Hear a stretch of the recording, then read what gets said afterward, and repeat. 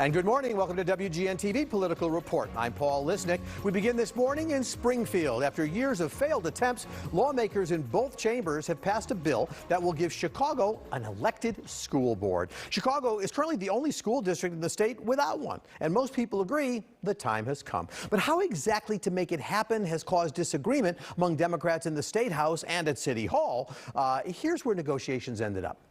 The current 7-member CPS board will grow to 21 members in 2025, 10 members elected in 2024, 11 will be appointed by the mayor. Now in 2026, those remaining 10 members and a board president will be on the ballot. There's also a moratorium on closing and merging schools until the process is underway, but activists have claimed the plan just doesn't move quick enough. And Mayor Lori Lightfoot, she says, hey, you're moving much too fast. The size of the board, 21, where the largest elected school board in the country is only 9. The fact that the 21 can set their own compensation without any checks and balances and build, not only pay themselves whatever they want, but build a huge bureaucracy, dollars that in my view should be pumped back into the system to help support the education of our children. The fact that the Latinx, undocumented members of Latinx and other communities here in Chicago are completely disenfranchised. The fact that there's no guardrails around the amount of money that can be spent on a single campaign. We know from the experience of LA there, a single race was $1 million. That doesn't bode well for parents who are demanding a seat at the table. The governor has said he'll sign the bill as it is, but for now, the legislation is actually stuck in limbo while lawmakers look at ways to give Mayor Lightfoot a few items maybe off of her wish list. State Representative Delia Ramirez represents part of Chicago's northwest side, including Westtown, part of Humboldt Park, up to Hermosa. She's a sponsor of the elected school board bill in the House. She joins me this morning to talk about the road ahead. Representative, thank you for joining me. I appreciate it. Thank you, Paul. Thank you for having me. So we know ultimately this bill was an element of compromise, a result of compromise. Can you clarify for our viewers what exactly got compromised to produce the final bill? The initial intent was to be able to finally have a fully elected representative school board by the elections of 2023.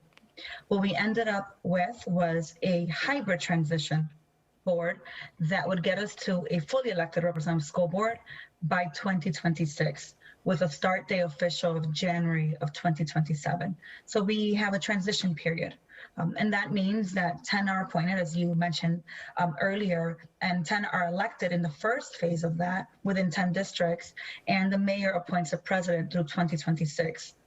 And by 2026 election, we will finally have a pathway to a fully elected school board so that we could join every other district in the state of Illinois in having So everybody knows, again, that this thing passed. That's common knowledge. What people may not know is that there is a procedural hold placed on it. Can you explain what that means and what exactly is holding it up? What are you trying to resolve? Paul, I put a procedural hold on a bill that we've been working on for many, many, many years. Specifically, top reason, to protect it. I want to make sure that no one else would try to put a hold on something that parents, that individuals, that children and the families have worked so hard for. And that's why I put in the procedural hold. And I also did that to allow for other stakeholders. We've talked about other legislation, trailer legislation. I gave an opportunity for people to come to the table and let's have serious conversation about future legislation. How do we address other things, as you just mentioned? But the intent is for this bill to be signed into law by the governor in the next few weeks. So it's no secret that Mayor Lightfoot is not a fan of this bill. So I have to ask you, since you're the sponsor of the bill, you're the sponsor of the procedural hold, have you talked to Mayor Lightfoot? Have you talked to her since this thing passed? And as part of what you're trying to work out her request, we heard her say in the sound before the interview, she just thinks the size of the board is unwieldy. But I don't think that can get changed, can it? It won't. The bill as it is, what we passed with 70 votes just a few days ago, that is exactly the size of the board that we will have. I've made a commitment to work on some cleanup legislation that would address some timing look at the moratorium piece, certainly look at future legislation around public financing and others. And I'm happy to sit with her and have that conversation of what Traylor could look like, and to be real partners and with her as well as other stakeholders and looking at other possibilities. She has indicated that she's interested in meeting, and she has called to do so. And I'm looking forward to beginning a conversation really for the first time one-on-one with her since I've been part of this process. You know, the mayor makes the point in terms of having even a hybrid bill, which she would have been fine with, that that's a way of sort of ensuring you have diversity, so, you know, various people with competence can get appointed. Why wasn't a hybrid board ultimately acceptable to the legislature? We don't have a hybrid board anywhere else in the state of Illinois. When we say fully elected, we'd like to be able to see representation from every corner of the city of Chicago. We are a city with 2.8 million people and a district with a lot of students coming in from the Latinx community, and the Black community. And we want to make sure that the north side, the south side, the west side, that every single part of this district has people representing them that can actually speak to their local neighborhood schools. And when they look at them, when they see a meeting online, that they can say, wait, that's that gentleman that used to serve in that local school council in my neighborhood school.